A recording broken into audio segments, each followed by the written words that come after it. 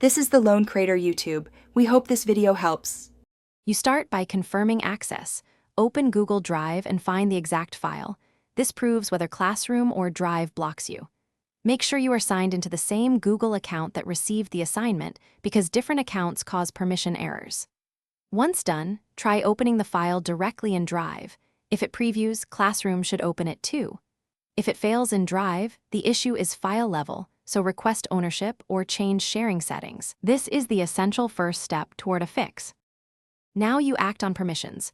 Request that the owner adjusts sharing to grant you explicit access because Classroom honors Drive permissions. If possible, have the owner add you as an editor or transfer ownership. Editors can open and submit copied files without errors.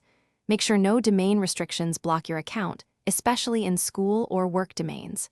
Once the owner updates settings, refresh Classroom and reopen the assignment. If a link was shared, paste it into Drive to confirm the new access immediately. Finish by clearing any browser cache and reloading Classroom. Cached credentials or cookies often cause stale permission errors, so use incognito if needed. If the file still won't open, ask the owner to make a copy or download and re-upload it with open sharing. That creates a fresh Drive item you can access. Finally, test with another account or device to isolate the problem. If domain policies or admin settings block access, escalate to your IT or admin team with.